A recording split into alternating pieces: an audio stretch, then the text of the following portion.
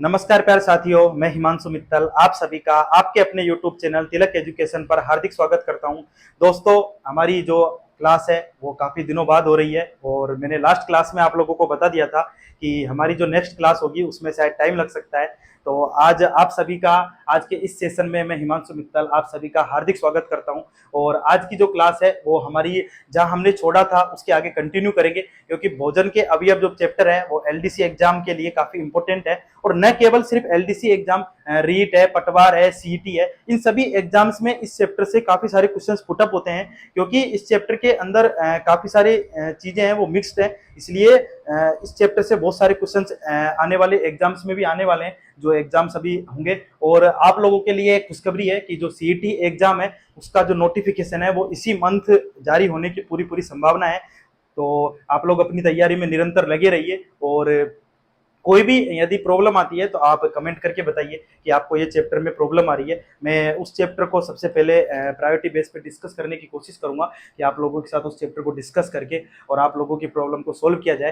तो आज की जो हम क्लास है वो हम भोजन के अवयव जहाँ से हमने छोड़ा था वहीं से हम आज की क्लास को स्टार्ट करने वाले हैं। और मुझे आशा है कि आप सभी स्वस्थ होंगे, मस्त होंगे और अपनी अच्छे से पढ़ाई भी कर रहे होंगे। इतने दिनों बीच में जो क्लासेस नहीं हुई है उसके लिए आप सभी को दिल से सॉरी। और आज की हम क्लास स्टार्ट करते हैं दोस्तों। तो आज की जो क्लास है जो हमने लास्ट में छोड़ा था, जब मैं आपको लास्ट में पढ़ा रहा था तब मैंने आप लोगों को लास्ट में बताया था कि जो हमारे जो संतुलित भोजन है उसके अंदर क्या क्या चीजें आवश्यक है। तो मैंने आप लोगों को बताया था कि एक तो कार्बोहाइड्रेट, एक प्रोटीन, एक लिपिड, एक विटामिन और एक मिनरल्स। तो ये चीजें सारी क्या है हमारे भोजन के लिए बहुत ज्यादा आवश्यक चीजें हैं। कौन कौन सी? कार्बोहाइड्रेट, प्रोटीन, लिपिड, वसा जिसे बोला जाता है, और विटामिन और मिनरल्स। तो ये सारी चीजें हमारे भोजन के लिए बहुत ज्यादा आवश्यक है। भोजन में जितनी भी चीजें होती हैं ये सारी चीजें हमें लेनी ही पड़ती हैं। यदि आप इनमें से किसी भी चीज की कमी करते हैं तो फिर आपके अंदर, बॉडी के अंदर क्या होगा, कहीं ना कहीं बीमारी उत्पन्न होने लगेंगी और फिर आप परेशान होने लगे। इसलिए ये सारी चीजें हमारी बॉडी के लिए बहुत आवश्यक है। और ये हमें किससे प्राप्त होती हैं? या तो प्लांट से, जैसे हम प्लांट्स है उसमें फ्रूट्स है, वेजिटेबल्स है, या फिर एनिमल से क्या होती है हमें प्राप्त होती हैं। अब देखिए दोस्तों, जो भी हम भोजन करते हैं उसके अंदर कार्बोहाइड्रेट होता है, प्रोटीन होता है, लिपिड होता है और विटामिन होते हैं, मिनरल्स होते हैं। ये सारी चीजें तो होती हैं, लेकिन आज हम जिसके बारे में डिस्कस करने वाले हैं उसका नाम है विटामिन। क्या नाम है? विटामिन। और विटामिन के बारे में हम इसलिए डिस्कस कर रहे हैं दोस्तों क्योंकि विटामिन से एग्जाम में जो जितनी भी एग्जाम्स होती हैं राजस्थान में और जितनी भी सेंटर्स की एग्जाम होती हैं उनमें मैंने देखा है कि विटामिन से बहुत सारे क्वेश्चंस एग्जाम में पूछे गए हैं। इसलिए आज हम विटामिन के बारे में डिस्कस करने वाले हैं। तो कार्बोहाइड्रेट, प्रोटीन और लिपिड के बारे में हम डिस्कस करेंगे नेक्स्ट क्लासों में, लेकिन आज हम विटामिन के बारे में डिस्कस करेंगे कि विटामिन से हमें किस कौन कौन से विटामिन होते हैं और विटामिन से हमें कौन कौन सी डिसीज होती हैं। ये सारी चीजें हम आज की क्लास में डिस्कस करने वाले हैं। लास्ट क्लास में मैं आप लोगों को बता रहा था कि हमें कार्बोहाइड्रेट से कितनी एनर्जी मिलती है, प्रोटीन से कितनी एनर्जी मिलती है, वसा से कितनी एनर्जी मिलती है। और मैंने लास्ट में आपको बताया था कि वसा होती है वो हमारे कहाँ पे स्टोर होती है? एक तो हमारी स्किन में स्टोर होती है और एक हमारे लीवर में स्टोर होती है। तो आज हम विटामिन के बारे में डिस्कस करेंगे दोस्तों। तो देखिए विटामिन, देखिए दोस्तों, विटामिन से सबसे पहला जो क्वेश्चन एग्जाम में पूछा जाता है वो यही पूछा जाता है कि इसकी खोज किसने की थी? इसकी खोज किसने की थी? हॉपकिंस ने। ये नाम आप याद रखिएगा, इसकी खोज किसने की थी? हॉपकिंस ने की थी। और विटामिन जो नाम दिया था वो किसने दिया था? सी फंक ने। ठीक है, नाम किसने दिया था? सी फंक ने दिया था। दोस्तों, दोनों चीजें आप लोगों को ध्यान रखनी है कि खोज किसने की थी? हॉपकिंस ने की थी। और नाम किसने दिया था? सी फंक ने दिया था। कई बार क्वेश्चन ऐसे पूछा जा सकता है कि विटामिन का नाम किसने दिया था, और उसमें हॉपकिंस भी क्या होता है? ऑप्शन होता है। तो फिर आप हॉपकिंस पे जाके टिक लगा देते हैं। तो इसलिए ध्यान रखिएगा दोनों चीजें कि विटामिन की खोज किसने की थी और नाम किसने दिया था। ये चीजें सबसे पहले हमें पता होनी चाहिए कि विटामिन का नाम किसने दिया था और खोज किसने की थी। इसके बाद हम आगे विटामिन के बारे में पूरा डिस्कस करेंगे। तो ये चीजें एक बार नोट कर लीजिएगा कि विटामिन का जो नाम है वो सी फंक ने दिया था और खोज किसने की थी? हॉपकिंस ने खोज की थी। अब देखिए दोस्तों, विटामिन हमें किससे प्राप्त होते हैं? या तो आपको जो विटामिन है, ठीक है, या तो किससे प्राप्त होंगे? या तो एनिमल से, ठीक है, क्योंकि हम क्या चीजें खाते हैं? या तो प्लांट से, क्या फ्रूट्स वगैरह खाते हैं और वेजिटेबल्स खाते हैं, या फिर हमें किससे प्राप्त होंगे? प्लांट से। अब प्लांट से हमें क्या चीज होती है? एक तो फ्रूट्स होते हैं, एक क्या होती है, वेजिटेबल्स, ठीक है, और एनिमल से एग, मिल्क और मीट। ये दोनों चीजें हमें किससे प्राप्त होती हैं? एक, इनसे हमें क्या प्राप्त होते हैं? विटामिन प्राप्त होते हैं। अब एनिमल से देखिए, एक तो अंडा, एक मिल्क और एक मीट, ठीक है, मांस से, और प्लांट से हमें क्या प्राप्त होते हैं? फ्रूट और वेजिटेबल्स। इनसे ही हमें क्या मिलते हैं? विटामिन मिलते हैं। इसके अलावा आपके पास और कोई सोर्सेस नहीं है जिससे आप विटामिन प्राप्त कर सकें। तो ये चीजें ध्यान रखिएगा। ये जो हमें विटामिन है वो किससे मिलेंगे? या तो एनिमल से मिलेंगे या फिर प्लांट से मिलेंगे। अब देखिए दोस्तों, दो विटामिन है, ठीक है, बाकी हम पूरे विटामिन के बारे में अब डिस्कस करते हुए चलेंगे, लेकिन आपको पता होना चाहिए। तो एक जो विटामिन है जिसका नाम है विटामिन डी, विटामिन डी, ये सिर्फ आपको प्राप्त होता है एनिमल से। किससे प्राप्त होता है? एनिमल से। ये आपको किसी भी वेजिटेबल या फिर किसी भी फ्रूट्स में क्या होगा? विटामिन डी नहीं पाया जाएगा। इसलिए आज भारत देश के अंदर काफी सारी जनरेशन है उसके अंदर विटामिन डी की कमी होने लग गई है, क्योंकि हम लोग मोस्टली जो इंडियंस है वो क्या करते हैं? एनिमल्स नहीं खाते हैं, ठीक है। तो इसलिए विटामिन डी की क्या होने लग गई है? कमी पाई जा एक रिपोर्ट है उसके अनुसार काफी ज्यादा मात्रा में विटामिन डी की कमी आ रही है। दूसरा एक होता है विटामिन सी। विटामिन सी ये किसमें नहीं होता है? ये सिर्फ ओनली किसमें प्राप्त होता है? फ्रूट्स और वेजिटेबल से प्राप्त होता है। ये किससे प्राप्त होता है? फ्रूट और वेजिटेबल से प्राप्त होता है ओनली, ठीक है ना, ठीक है। केवल किससे प्राप्त होता है? फ्रूट और वेजिटेबल से ही क्या प्राप्त होता है? विटामिन सी प्राप्त होता है। ये आपको किसमें नहीं मिलेगा? एनिमल्स के अंदर नहीं मिलेगा। यदि आपको विटामिन सी चाहिए तो आपको क्या खाना पड़ेगा? फ्रूट और वेजिटेबल ही खाने पड़ेंगे। और यदि आपको विटामिन डी चाहिए तो आपको क्या खाना पड़ेगा? एनिमल खाने पड़ेंगे, ठीक है ना। जानवर जो खाते हैं, मोस्टली इंडियंस हम नहीं खाते हैं क्योंकि एनिमल्स हमारे यहाँ नहीं खाए जाते, तो ये चीज ध्यान रखिएगा। तो विटामिन डी तो हमें किससे प्राप्त होता है? ओनली एनिमल से प्राप्त होता है। और विटामिन सी किससे प्राप्त होता है? फ्रूट और वेजिटेबल से ही प्राप्त होते हैं। तो ये चीजें दोनों ध्यान रखिएगा कि हमें विटामिन किससे मिलते हैं। तो एनिमल्स और प्लांट से हमें क्या मिलते हैं? विटामिन मिलते हैं। तो ये चीज ध्यान रखिएगा।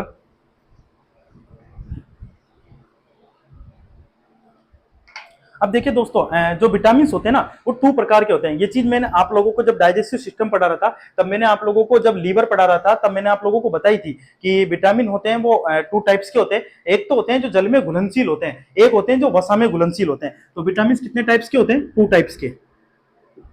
एक तो वाटर सोल्यूबल, ठीक है, जल में घुलनशील,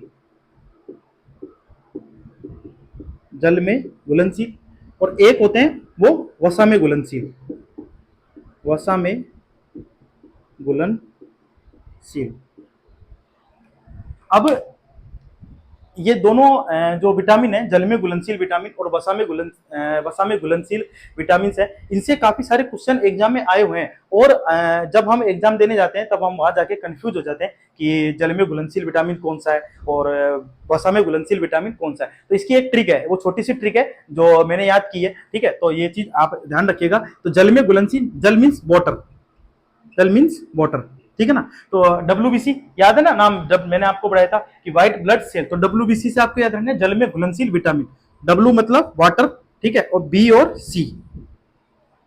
तो जल में घुलनशील विटामिन कौन से हो गए?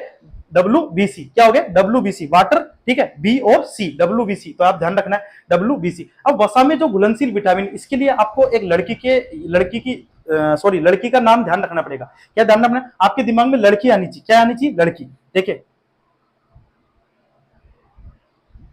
लड़की, ठीक है ना, लड़की, ठीक है। अब वसा, वसा मतलब लिपिड्स, है ना, इसलिए हम डिस्कस करते हुए हैं। वसा मतलब लिपिड्स, ठीक है।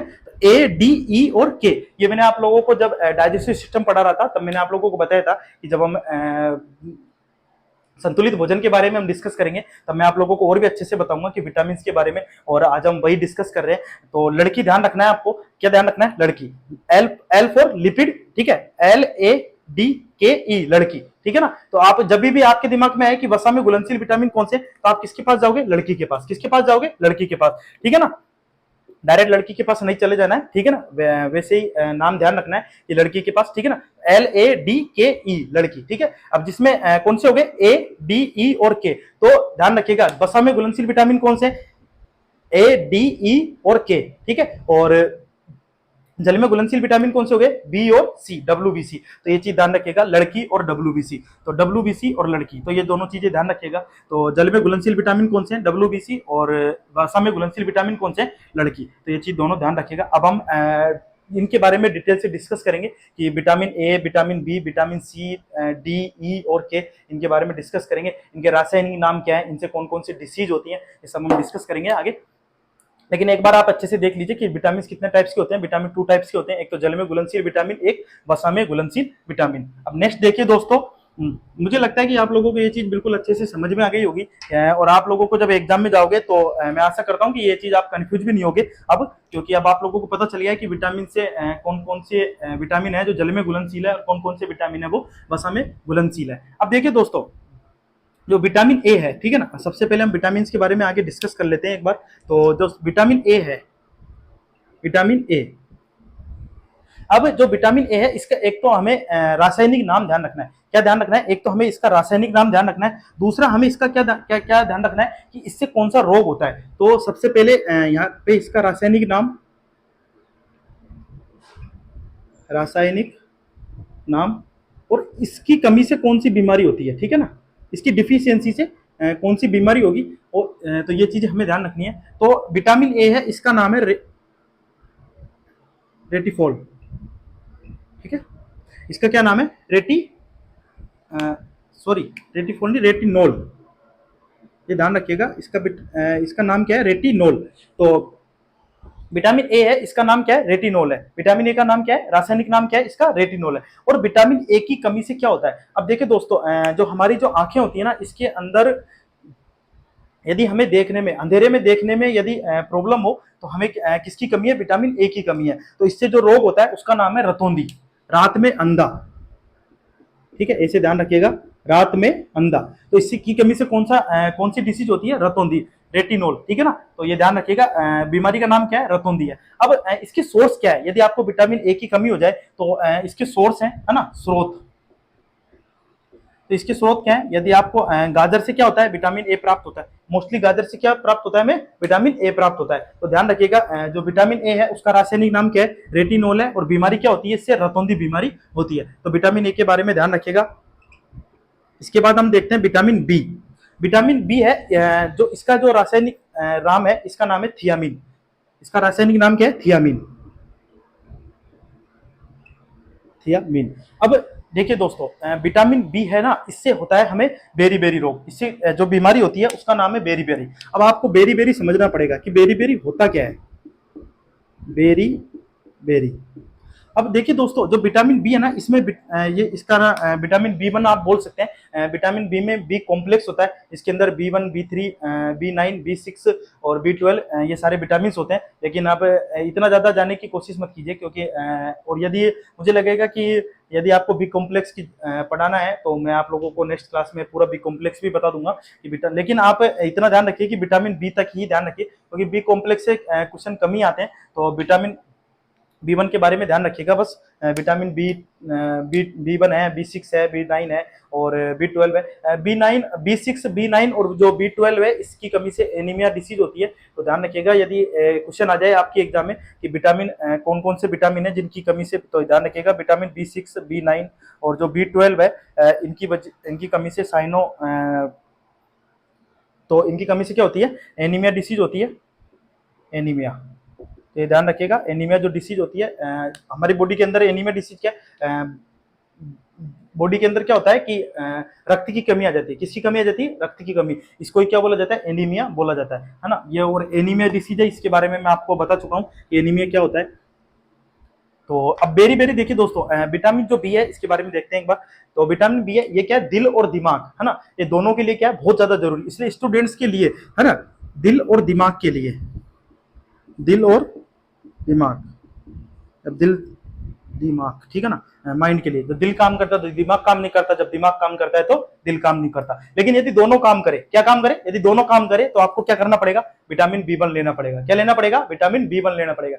इसलिए यदि आपका दिल काम कर रहा है और दिमाग काम नहीं कर रहा, और दिमाग काम कर रहा है दिल काम नहीं कर रहा, तो आप कुछ भी मत कीजिए, कहीं भी जाने की जरूरत नहीं है, विटामिन बी1 की टेबलेट खा लीजिए, ठीक है। तो आपका दिल और दिमाग दोनों काम करेंगे। अब देखिए, दिल और दिमाग के लिए विटामिन बी वन है जो बहुत ज्यादा जरूरी, इसलिए स्टूडेंट्स को विटामिन बी वन है वो बहुत ज्यादा जरूरी होता है। अब देखिए दोस्तों, जब आपका दिल और दिमाग है ना दोनों काम कर रहे हैं ठीक से, तब तो कोई दिक्कत नहीं है। लेकिन जो बेरी बेरी है ये क्या है ना, इसकी कमी से कौन सी डिसीज होती है, बेरी बेरी होती है। अब देखिए, यदि आपका दिल ठीक से काम नहीं कर रहा, इसका मतलब क्या है, आपके बीपी है ना, ब्लड प्रेशर है, क्या है, ब्लड प्रेशर, और हार्ट रेट क्या है, हाई है, हार्ट रेट क्या है, हाई है, ठीक है ना, ब्लड प्रेशर क्या है, ये भी हाई है।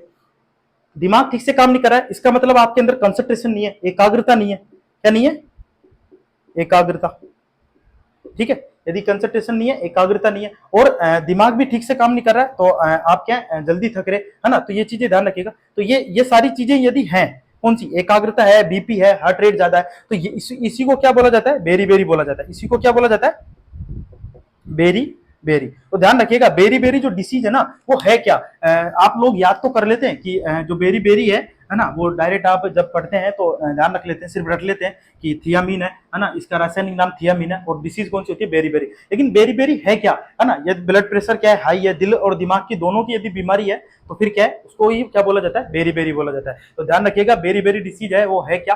तो विटामिन ए और विटामिन बी, मुझे लगता है कि आप लोगों को बहुत अच्छे से समझ आ गए होंगे कि विटामिन ए और विटामिन बी के जो रासायनिक नाम है वो क्या है। और देखिए दोस्तों, ये इसकी जो एक ट्रिक है ना, जब मुझे याद करता था तो मैं ऐसे याद करता था, रथ पर एक टॉफी खाई, रथ पर एक टॉफी खाई। तो मैं आपको अभी लिखवा दूंगा, तो ध्यान रखिएगा। जब हम पूरे विटामिन खत्म कर लेते हैं तब आप लोगों को जो इसकी रासायनिक नाम है इसकी मैं एक ट्रिक भी लिखा दूंगा, तो मैंने बहुत पहले याद की थी, तो इसको मैं एक बार मिटा देता हूं ताकि हम विटामिन सी के बारे में डिस्कस कर सके। अब देखिए दोस्तों, नंबर 3 है वो है विटामिन सी।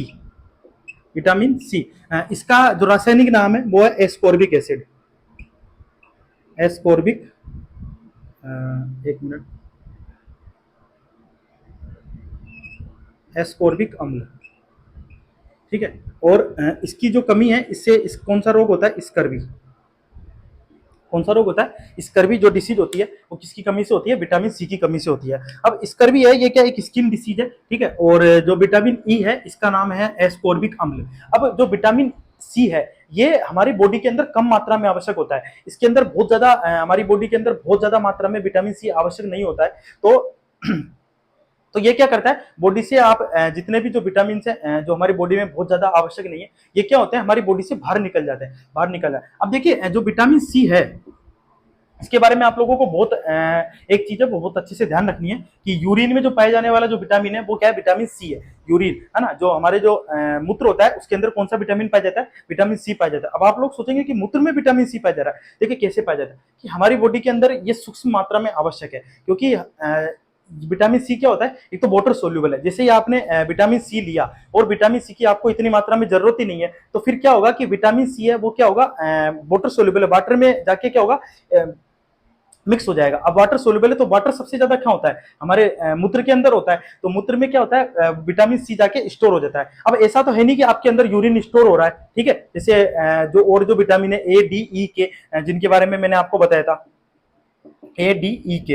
अब ये जो विटामिन है ये तो क्या है, वसा में क्या है, घुलनशील विटामिन है। तो वसा तो हमारे कहाँ पे जाके स्टोर होती है, मैंने आपको बताया था लास्ट क्लास में कि जो वसा होती है वो हमारी स्किन में और हमारे लीवर में जाके क्या होती है, स्टोर होती है। इसलिए जो ये विटामिन है ए डी ई और के, ये मैं आपको लिखवाया था जब हम डाइजेस्टिव सिस्टम पढ़ रहे थे, तब मैंने आप लोगों को ये चीज बताई थी कि ए डी ई के हमारे जो विटामिन है ये क्या जाके स्टोर होते हैं, लीवर में जाके स्टोर होते हैं। कहाँ पे जाके स्टोर होते हैं, लीवर में जाके स्टोर होते हैं। इसलिए जब भी हमारी बॉडी को विटामिन ए डी ई और के की जरूरत पड़ती है तो हमारे बॉडी में ये विटामिन क्या होते हैं, लीवर से क्या होते हैं, यदि कम हो जाए तो लीवर से क्या होते हैं, वापस से हमारी बॉडी के अंदर दे दिए जाते हैं। तो ये चीज ध्यान रखिएगा, ए डी ई के ये क्या है, हमारे वसा में घुलनशील विटामिन है। अब विटामिन सी है तो वाटर सोल्यूबल है, ये वापस क्या होगा, बॉडी से निकल जाएगा, क्या होगा, वापस बॉडी से निकल जाएगा। तो ये चीज ध्यान रखिएगा कि यूरिन में पाए जाने वाला विटामिन,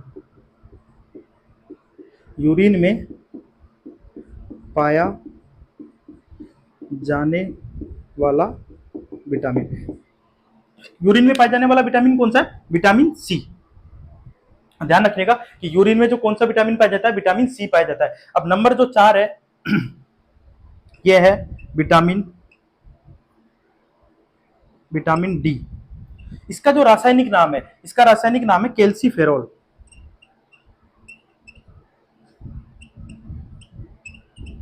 कैल्सीफेरॉल। और इससे जो हमें डिसीज होती है उसका नाम है रिकेट्स। कौन सी डिसीज होती है? रिकेट्स होती है। अब देखिए दोस्तों, जो विटामिन डी है ना, ये हमें किससे मिलता है? मोस्टली धूप से मिलता है। किससे मिलता है? धूप से। इसका जो सोर्स होगा ना, वो क्या होगा? धूप होगा। विटामिन सी है, ये हमें आंवला, ठीक है, और जितने भी जो खट्टे पदार्थ होते हैं, ठीक है, जैसे नींबू है ना, नींबू में सबसे ज्यादा है, संतरा है, ये सब हमें किससे मिलते हैं? विटामिन सी से। आंवला, नींबू है, संतरा है, इनसे हमें क्या मिलता है? विटामिन सी मिल जाता है। लेकिन जो विटामिन डी है, ये हमें किससे मिलता है? मोस्टली धूप से मिलता है। जैसे आप धूप में बैठेंगे, अब देखिए मैंने आपको बताया था कि विटामिन डी होता है वो हमें किससे मिलता है? एनिमल से मिलता है। किससे मिलता है? एनिमल से। प्लांट से, और प्लांट से हमें ये विटामिन बिल्कुल नहीं मिलता है। अब जो विटामिन होता है ना, ये हमारी बॉडी क्या करती है? खुद से जनरेट करती है। किस क्या करती है? खुद से जनरेट भी करने का काम करती है। इसे हार्मोनल विटामिन भी कहा जाता है। क्या कहा जाता है? हार्मोनल। हार्मोनल विटामिन भी कहते हैं। हार्मोनल विटामिन भी कहते हैं। अब विटामिन डी है ना, इसका नाम ध्यान रखिएगा, कैल्सीफेरॉल। इसका मतलब यदि आपके अंदर है ना विटामिन डी की कमी है, तो आपके अंदर किसकी कमी आ जाएगी? कैल्शियम की कमी आ जाएगी। किसकी कमी आ जाएगी? कैल्शियम की। और कैल्शियम की कमी आएगी तो हड्डियां क्या होंगी? कमजोर होगी। हड्डियां कमजोर होंगी तो हड्डियां क्या होंगी? बिल्कुल एकदम शिथिल हो जाएंगी। और शिथिल हो जाएंगी तो वो क्या, उनका टूटने का खतरा ज्यादा होता है। यदि विटामिन डी की कमी है तो हड्डियां बहुत ज्यादा कमजोर होंगी, थकान महसूस होगी, आप बहुत ज्यादा थक जाओगे। तो इसलिए विटामिन डी की कमी से कौन सा रोग होता है? रिकेट्स नाम की बीमारी होती है, जिसमें क्या होता है? हमारी हड्डियां भंगुर हो जाती हैं। हमारी हड्डियां क्या होती है? भंगुर होने लग जाती है, धीरे धीरे क्षीण अवस्था में, जर्जर अवस्था में आने लग जाती है। उसी को क्या कहा जाता है? रिकेट्स बीमारी कहा जाता है। और इसका जो नाम है वो है कैल्सीफेरॉल। कैल्शियम से याद रखिएगा, विटामिन डी में किसकी कमी होती है? कैल्शियम की कमी होती है। और इसका रासायनिक नाम भी क्या है? कैल्सीफेरॉल है। इसका रासायनिक नाम भी क्या है? कैल्सीफेरॉल। तो ये चीजें ध्यान रखिएगा कि जो विटामिन डी है उससे कौन सी डिसीज होती है और हमें किससे मिलता है? धूप से मिलता है। तो ये चीज ध्यान रखिएगा, विटामिन डी। और इसके बाद हम आगे देखते हैं, ये चीज आप एक बार देख लीजिए अच्छे से कि जो विटामिन सी है और विटामिन जो डी है, इनके बारे में एक बार अच्छे से देख लीजिए, क्योंकि यूरिन में जो पाए जाने वाला जो विटामिन है, ये चीजें आप लोगों की नहीं है, बिल्कुल एकदम नहीं होंगी, क्योंकि जो हार्मोनल विटामिन कहा जाता है और यूरिन में जो पाए जाने वाला विटामिन है, मोस्टली ये चीजें किताबों में नहीं लिखी रहती हैं। तो एक बार अच्छे से इसको नोट कर लीजिए ताकि आप लोगों को पता रहे। इसके बाद हम आगे देखते हैं। अब हम विटामिन, हमने ए, बी, सी और डी हमने देख लिया है। अब हम देखते हैं विटामिन ई। ठीक है, नंबर जो 5 रहेगा हमारा रहेगा विटामिन ई। देखिए, विटामिन ई को जो कहा जाता है ना, ये सुंदरता का हार्मोन कहा जाता है। क्या कहा जाता है? सुंदरता का हार्मोन। तो सबसे पहली लाइन तो आप यही लिख लीजिए, ठीक है, सुंदरता का हार्मोन। यदि आप लोगों को सुंदर होना है ना, तो विटामिन ई क्या करना पड़ेगा? खाना पड़ेगा। ठीक है, तो ये सुंदर होने के लिए तो जो क्रीम लगाई जाती है, ये तो खैर है, क्रीम में भी सब विटामिन सी आप देखते होंगे कि जितनी भी क्रीम्स आती है उसके अंदर लिखा रहता है कि विटामिन ई, ठीक है, विटामिन ई, विटामिन सी। तो ये सब चीजें कहीं ना कहीं हमारी बॉडी को सुंदर बनाने के लिए आवश्यक होती हैं, क्योंकि एंटीऑक्सीडेंट चीजें होती हैं। ये क्या करती हैं? आपकी स्किन को क्या करती हैं? व्हाइटनिंग करने का काम करती हैं। तो इसे ध्यान रखिएगा, विटामिन ई को सुंदरता का हार्मोन भी कहा जाता है। तो विटामिन ई है, ये क्या है? सुंदरता का हार्मोन है। तो इसका जो रासायनिक नाम है वो है टोकोफेरोल। इसका रासायनिक नाम क्या है? टोकोफेरोल। लेकिन ये हमें बॉडी को सुंदर तो करता है, लेकिन जो विटामिन ई है ना, ये कहीं ना कहीं एक ऐसा हार्मोन है जो आपकी बॉडी जनन के लिए बहुत ज्यादा आवश्यक है। जनन के लिए क्या है? बहुत ज्यादा आवश्यक है। तो इसका नाम क्या है? टोकोफेरोल। और इससे जो बीमारी होती है ना, वो होती है बांझपन। बांझपन। अब देखिए दोस्तों, हमारी जो रिप्रोडक्शन सिस्टम है वो आप लोगों को मैंने अभी नहीं पढ़ाया है, लेकिन देखिए मेल होता है ना, तो मेल, और ये होती है फीमेल। अब मेल में क्या होते हैं? टेस्टिस होते हैं। मेल में क्या होते हैं? टेस्टिस होते हैं। और इसमें क्या होते हैं? एग। ठीक है, अब ओवेरी, ठीक है ना, इसमें होते हैं ओवेरी, है ना। अब टेस्टिस होता है ना, इसमें क्या होता है? स्पर्म बनता है। क्या बनता है? स्पर्म, है ना। और ओवेरी में किसका निर्माण होता है? एग का। ओवेरी में किसका निर्माण होता है? एग का निर्माण होता है। अब टेस्टिस में क्या बनते हैं? स्पर्म बनते हैं। क्या बनते हैं? स्पर्म। और स्पर्म को बनाने के लिए कौन सा हार्मोन रिस्पॉन्सिबल है? Vitamin E. स्पर्म को बनाने के लिए। और एग को बनाने के लिए भी कौन सा हार्मोन रिस्पॉन्सिबल है? Vitamin E. तो ये चीज ध्यान रखिएगा, जितने भी अंडाणु हैं और जितने भी स्पर्म है ना, जिसे वीर्य बोला जाता है, तो इसको बनाने के लिए कौन से हार्मोन रेस्पॉन्सिबल है? Vitamin E. अब ये दोनों जो विटामिन है ना, ये क्या करते हैं, हमें बच्चा पैदा करने में बहुत ज्यादा सहायता करते हैं। यदि मेल के अंदर है ना, मेल के अंदर स्पर्म में यदि कमी होगी और फीमेल है उसके अंदर यदि अंडाणु है, ठीक है, तो उसके अंदर यदि अंडाणु में यदि कोई कमी होगी तो फिर बच्चा पैदा नहीं होगा। इसी को क्या बोला जाता है? भांजपन बोला जाता है, बच्चा पैदा नहीं होता है। अब टोको और फेरोल, ये दोनों जो वर्ड है, ये एक टोको है ना, ये जो बर्ड है इनका नाम है ना, तो टोको फेरोल है, इसका तो होता है बच्चा, ठीक है, और फेरोल है ना, फेरोल है ना, इसका मतलब होता है टू बियर, ठीक है। तो बच्चा जो, ठीक है, धारण करने की जो कैपेबिलिटी है ना, तो ये किससे आती है? विटामिन ई से आती है। किससे आती है? विटामिन ई से आती है। तो बच्चा धारण करने की यदि कैपेबिलिटी है तो उसके लिए आपको प्रॉपर मात्रा में विटामिन ई आपकी बॉडी के अंदर होना चाहिए। यदि प्रॉपर मात्रा में विटामिन ई आपकी बॉडी के अंदर नहीं है तो कहीं ना कहीं बच्चा पैदा करने में बहुत ज्यादा दिक्कत आती है। तो ये ध्यान रखिएगा कि यदि किसी को भी बच्चा पैदा करने में यदि उसके स्पर्म में यदि कुछ भी प्रॉब्लम है तो कहीं ना कहीं एक चीज की ये 100% तो हम कह नहीं सकते कि उसके अंदर विटामिन ई की ही कमी होगी, लेकिन एक चीज बता सकते हैं कि कहीं ना कहीं विटामिन ई की कमी रही है, तब जाके उसके स्पर्म में या फिर एग में कहीं ना कहीं प्रॉब्लम है। तो ये चीज ध्यान रखिएगा। विटामिन ई से हमें कौन से हार्मोन है, सुंदरता का हार्मोन भी इसे कहा जाता है। रासायनिक नाम इसका क्या है? टेकोफेरोल है। इससे कौन सी बीमारी होती है? बांझपन, इससे बीमारी होती है। और जो विटामिन ई है ये काफी सारी चीजों के अंदर मिलता है और इसके सप्लीमेंट भी आते हैं। इवियोन करके एक टेबलेट आती है, तो इवियोन भी आप ले सकते हैं। और बादाम वगैरह के अंदर विटामिन ई काफी ज्यादा मात्रा में पाया जाता है। माइंड के लिए भी कहीं ना कहीं विटामिन ई है वो बहुत अच्छा होता है। तो ये चीज ध्यान रखिएगा और विटामिन ई के बारे में पूरा एक बार देख लीजिए। इसके बाद हम नेक्स्ट जो विटामिन है उसके बारे में डिस्कस करेंगे, जिसका नाम है विटामिन के। और विटामिन के बारे में जब मैं आप लोगों को ब्लड पढ़ा रहा था तब मैंने आप लोगों को बताया था कि जब हम संतुलित भोजन के बारे में डिस्कस करेंगे तो विटामिन के बारे में मैं आप लोगों को बताऊंगा। और मैंने उस दिन आप लोगों को एक चीज बताई थी कि जो विटामिन के है ये हमारी बॉडी में किस प्रकार से कार्य करता है, विटामिन के। अब विटामिन के इसका रासायनिक नाम है वो लिख लीजिए आप,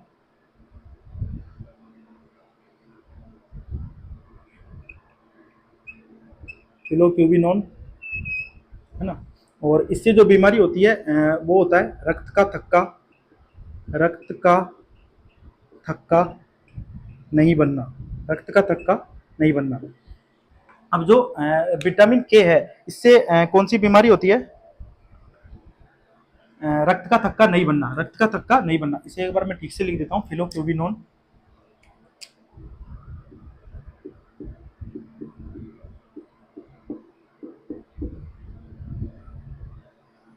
फिलोक्यूबिनोन।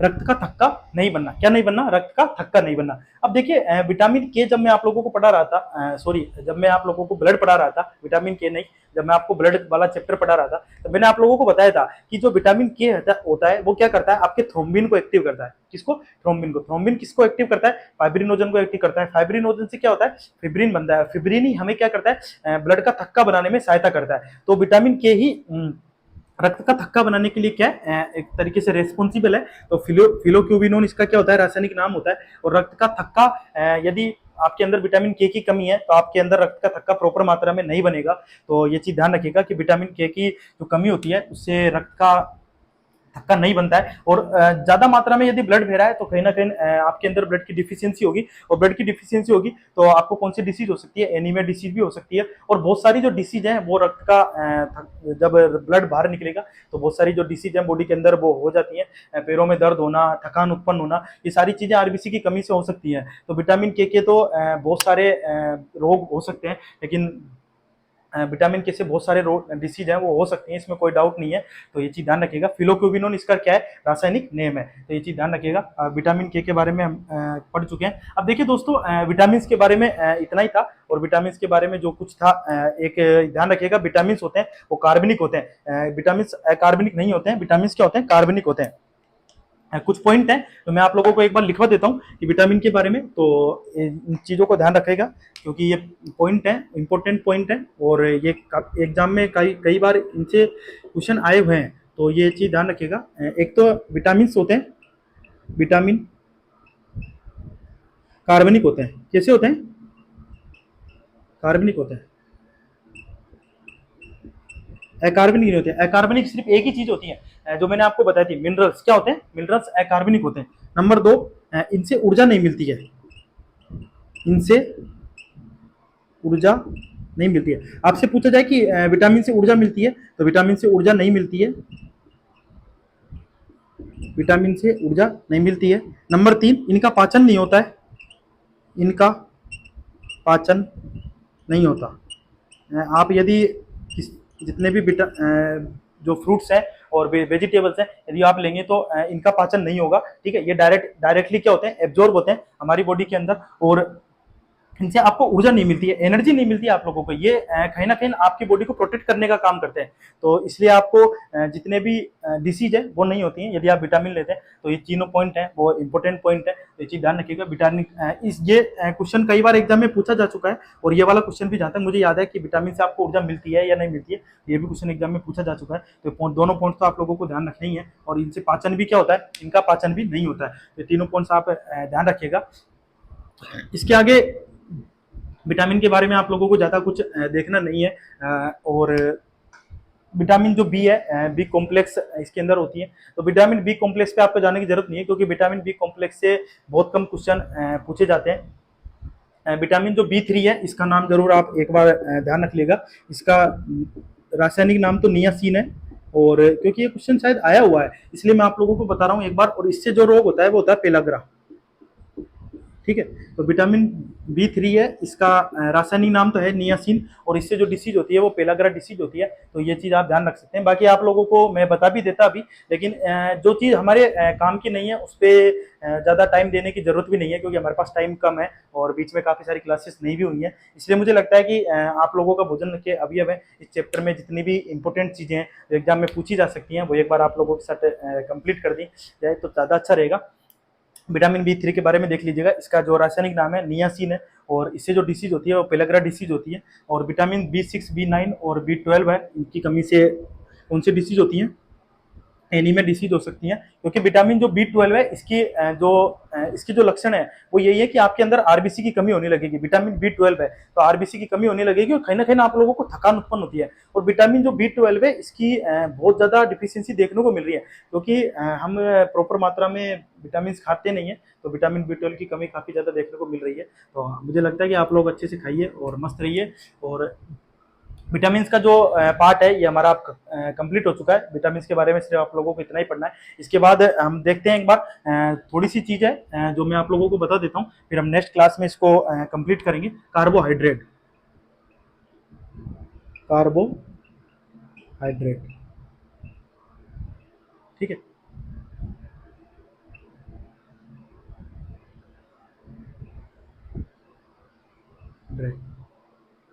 देखिए दोस्तों, जो कार्बोहाइड्रेट होते हैं ना, ये तीन प्रकार के होते हैं। नंबर एक, मोनोसेकेराइड।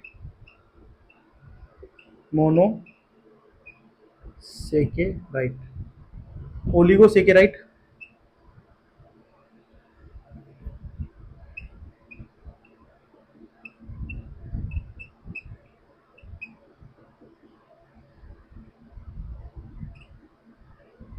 और पॉलीसेकेराइड।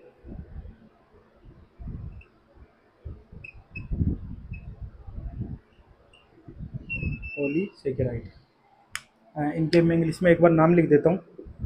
Mono monosaccharide,